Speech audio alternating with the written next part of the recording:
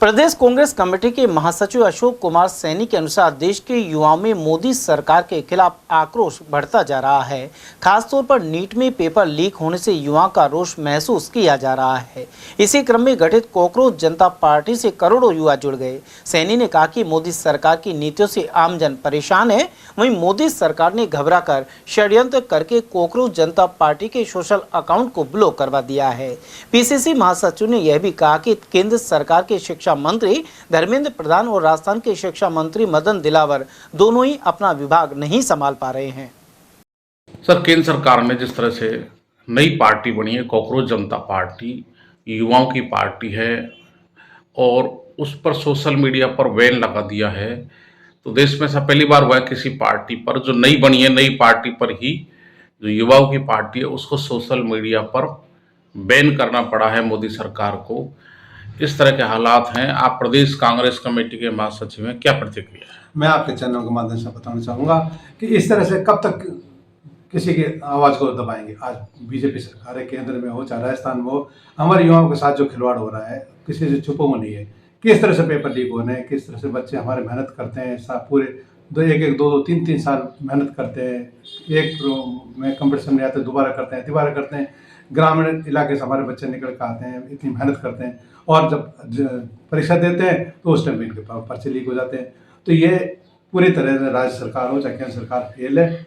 इनके जो शिक्षा मंत्री चाहे राज्य सरकार का हो चाहे केंद्र सरकार का, उनके खिलाफ पूरी तरह से पब्लिक में रोष है। आज हमारे युवाओं ने उस रोष को निकालने के लिए इनका कोई नुकसान नहीं कर रहे, ना धरना प्रदर्शन कर रहे हैं, ना किसी प्रकार को कर रहे हैं। सोशल मीडिया पर वो अपने कॉकरोच जनता पार्टी बनाई है, उसके माध्यम से वो देश को जाना चाहते हैं।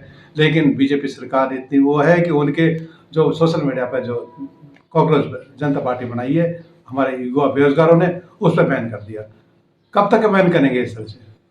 आज देश की हमारी जनता को पूरा अधिकार है अपनी बात कहने का, सुनने का, सब तरह से आज़ाद है हमारे। लेकिन ये केंद्र में बैठी हुई सरकार संविधान का बार बार उल्लंघन करती है, संविधान को नहीं मानती, संविधान का नहीं मानते हुए उनको सोशल मीडिया पर बैन किया है।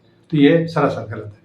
तो जिस तरह से युवाओं में आक्रोश है, किसान आंदोलन हुए, मजदूर परेशान हैं और अब तो कहीं न कहीं व्यापारी भी दुखी हो चुके हैं, लेकिन व्यापारी आंदोलन नहीं कर पा रहे, सरकार से डर रहे हैं। तो जब सभी इतने परेशान हैं, जो जनता है परेशान है, तो आपको लगता है कि जनता की आवाज़ को मोदी सरकार ज़्यादा दिनों तक नहीं दबा पाएगी? बिल्कुल, कब तक दबाएगी ये? एक हमारे युवाओं के साथ ही ऐसा नहीं हुआ कि उनकी कॉकरोच जनता पार्टी को इन्होंने बैन किया है सोशल मीडिया पर। ये तो हर एक के साथ धोखा कर रहे हैं, चाहे हमारे युवा हो, चाहे हमारे बिजनेसमैन हो, चाहे कोई भी हो, हर एक के साथ इन्होंने करा है। बिजनेसमैन को कौन से छोड़ रहा है? महंगाई दिन पर दिन ऐसी बढ़ रही है कि उनको रोजगार नहीं। इनको तो अपने दोस्त हैं, 2 पूंजीपति हैं, उनको लाभ देना है, उनका कोई लाभ नहीं देना है किसी को। आज पूरा बिजनेसमैन हो रहा है। महंगाई इतनी हो रही है, डीजल पेट्रोल रोज भाव बढ़ रहे हैं, महंगाई देश में चरम सीमा पर पहुंच रही है। ये देश ही नहीं संभल पा रहा है, चाहे यह हो स्टेट हो चाहे केंद्र हो। पूरी तरह दोनों जो डबल इंजन की सरकार है, दोनों चीजें फेल है।